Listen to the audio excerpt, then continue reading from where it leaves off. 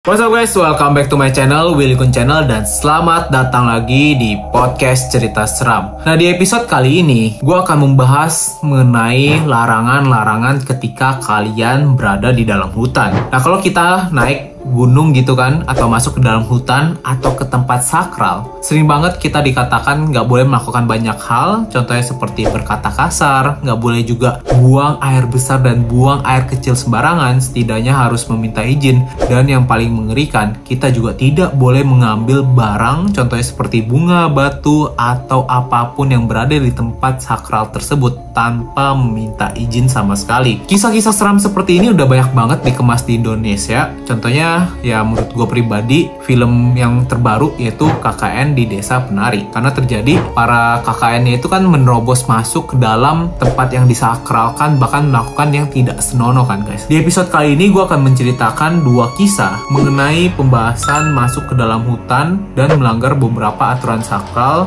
bahkan ujungnya itu tidak enak.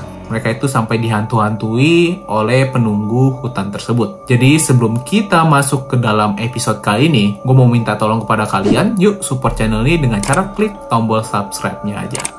So langsung aja kita akan masuk ke dalam episode kali ini. Let's go!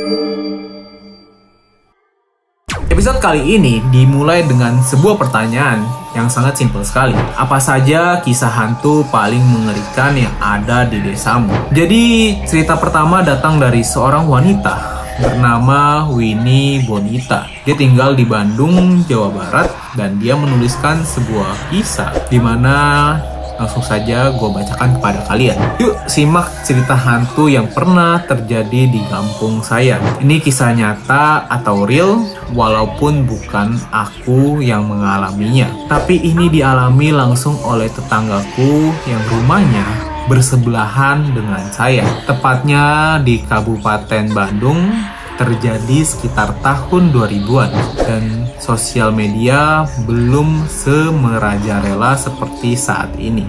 Jadi cerita-cerita seperti ini hanya bisa didengar dari warga ke warga antar kampung. Ceritanya berawal dari 3 bapak-bapak pencari jangkrik yang pergi ke gunung di daerah Kamojang, Bandung. Sesampainya di sana, ada satu orang di antara mereka, panggil saja Mang Udin, yang mendengar suara minta tolong dan tangisan suara perempuan. Si Mang Udin itu mencari sumbernya, tapi tidak ketemu, sampai dia terpisah beberapa saat dan bertemu kembali dengan temannya. Namun, saat bertemu dengan temannya, Mang Udin merasa aneh. Dia merasa tidak enak badan dan kecapean. Baru juga dapat beberapa ekor jangkrik, mereka harus segera turun dari gunung tersebut karena kasihan sama Mang Udin. Dan setibanya di bawah, harusnya mereka turun jalan kaki menuju terminal. Tapi karena Mang Udin udah mulai kelihatan pucet dan demam, terpaksa mereka menunggu mobil atau truk yang lewat menuju terminal. Singkat cerita, mereka pulang dengan selamat dan kejadian aneh pun akan segera dimulai. Tepatnya jam 11 malam hari itu, saat Mang Udin sedang lelap istirahat karena tidak enak badan dan kecapean, dia tiba-tiba mendengar suara tangisan seorang wanita kembali. Namun, dia abaikan karena dia tahu itu bukan suara manusia. Satu malam pertama, suara tangisan itu terdengar di depan rumah Mang Udin dan hanya Mang Udin dan istri yang bisa mendengarnya. Malam kedua, suara ini kembali terdengar dan kali ini bukan hanya bisa didengar oleh Mang Udin dan istrinya, tapi juga bisa didengar oleh tetangga sekitarnya.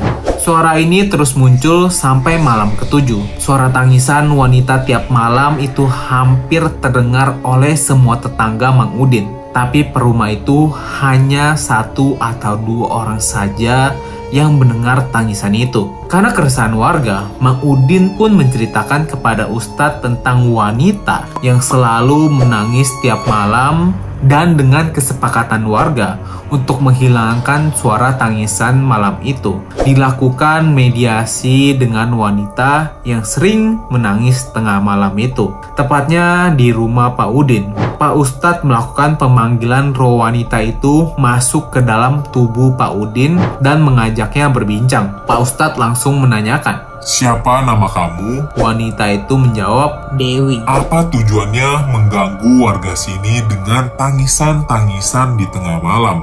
Lalu si Kunti itu menjawab, "Saya nggak ada maksud mengganggu, tapi saya ingin pulang kembali ke tempat asal saya di gunung. Saya kebawa sama bapak ini ke sini. Saya ingin pulang."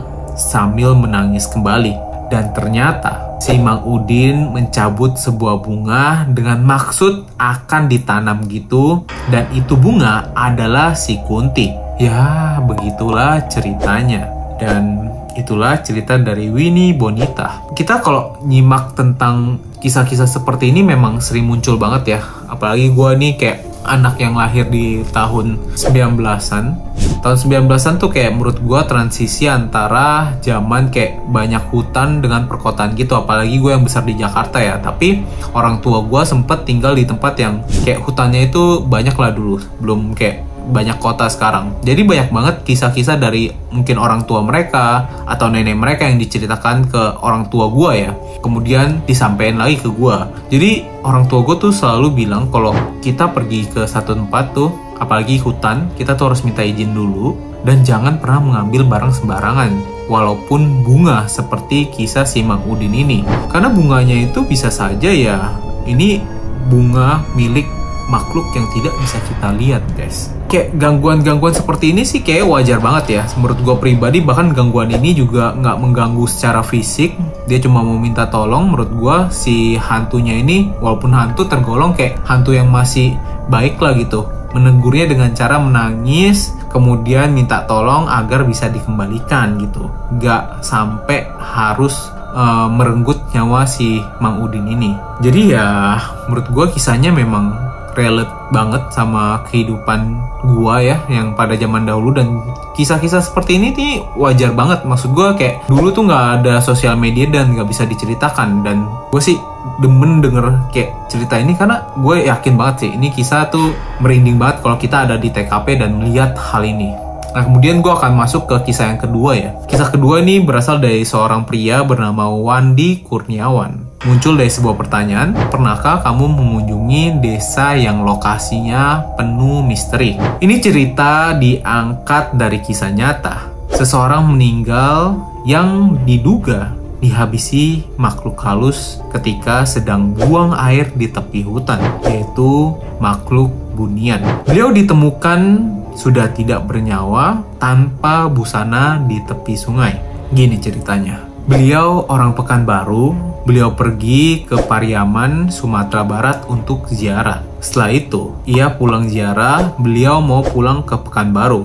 Di perjalanan pulang, waktu menunjukkan sekitar jam 2 malam menjelang pagi. Setibanya di Kelok 9, Sumatera Barat, beliau berhenti dengan mobil yang dia tumpangi karena mau buang air.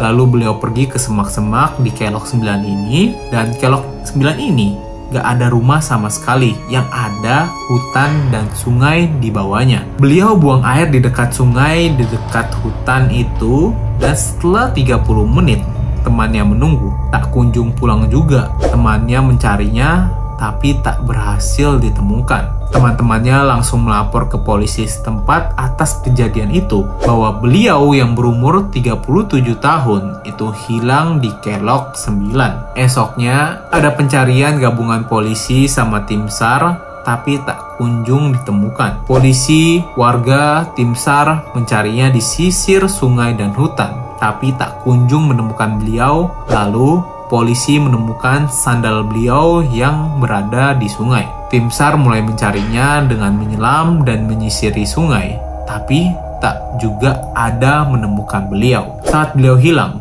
sempat ada pesan masuk ke istrinya dan teman semobilnya dengan pesan yang dia kirim sebanyak 2 kali. Yang pertama, diterima oleh istrinya sekitar pukul 5.15 dini hari melalui pesan SMS yang isinya, perkuatlah ibadah. Sedangkan pesan SMS yang kedua disampaikan ke salah seorang rekannya yang satu mobil dengan beliau dari perjalanan Padang menuju Pekanbaru.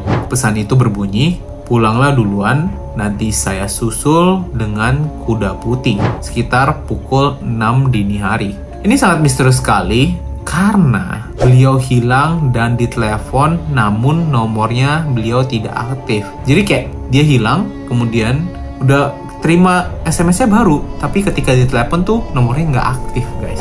Setelah 3 hari pencarian gabungan, beliau ditemukan dengan jarak 1 km di dekat beliau hilang saat buang air kecil. Beliau ditemukan dalam keadaan tidak menggunakan busana, mengapung di atas permukaan air. Dan di sini memang si penulis juga melampirkan foto dari kejadian ini dan gue lihat sangat mengerikan. Posisinya itu beliau terbalik ya, menghadap ke bawah. Terus nih memang berada di sungai dan gue ngeliat sih di sini ya yang dari penglihatan sekilas gue kayak airnya tuh nggak dalam guys. Jadi kayak untuk tenggelam tuh kemungkinannya tidak ya. Nah kita lanjut lagi. Penduduk setempat bilang di situ memang angker. Kadang ngeliat anak kecil lewat lalu pergi ke hutan dan kadang ada juga melihat sosok orang baju putih, rambut panjang duduk di tepi jalan itu. Makhluk bunian sangat dipercaya ada oleh orang Sumatera Barat karena sosoknya seperti manusia. Konon orang mempunyai kelebihan dan tersesat di hutan pernah melihat perkampungan orang bunian ini. Orang bunian ini tinggal di hutan, orang bilang makhluk ini disebut dengan dewa hutan. Seseorang pendaki seperti saya selalu diingatkan oleh almarhum kakek dulu. Dimanapun kamu pergi, kamu harus permisi. Jadi kalau ke hutan, kita bertamu ke rumah mereka, makanya aku kadang kalau naik gunung, mau pipis sekalipun, selalu bicara dalam hati, siapapun penunggu hutan ini, saya permisi buang air atau mau masuk hutan, saya selalu bilang gitu. Sopanlah dimanapun Anda bertamu, termasuk hutan belantara. Kejadian ini sekitar tahun 2019. Belakangan, tapi penyelidikan dari polisi belum ada titik terangnya sampai sekarang.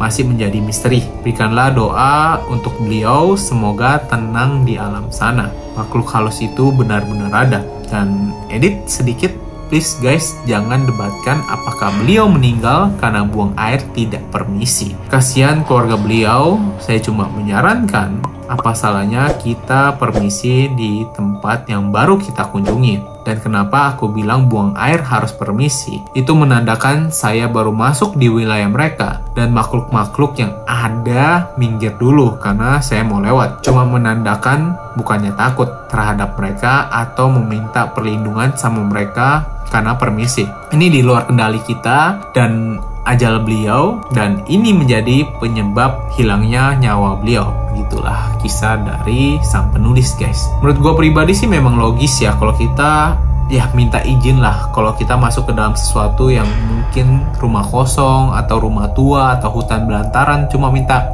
izin untuk lewat. Bukan artinya kita takut terhadap makhluk tersebut, tapi kita cuma mau saling menghormati. Gue percaya kalau kita ini makhluk di dalam dunia ini dan mereka juga makhluk di dunia ini walaupun tidak terlihat gitu. Ya saling menghormati ya jangan saling mengganggu dari kejadian kayak misalnya buang air kecil atau lewat gitu kan. Jadi saling menyakiti itu semoga tidaklah. Dan gue juga berharap kejadian-kejadian seperti ini tidak pernah menimpa kita sama sekali ya guys ya. Dan ya ini menjadi pengingat lah untuk kita. So itu dia konten hari ini guys. Gimana menurut kalian? Kalian ada gak sih kisah-kisah sama yang seperti ini? Kalau kalian memang ada, kalian boleh tulis di kolom komentar. Atau kalian juga mau cerita kalian dibahas di episode cerita seram berikutnya, bisa langsung aja DM Instagram gue di Willy Kun guys. So itu dia konten hari ini guys. Thank you for watching and see you guys in the next episode. Bye bye. Ciao.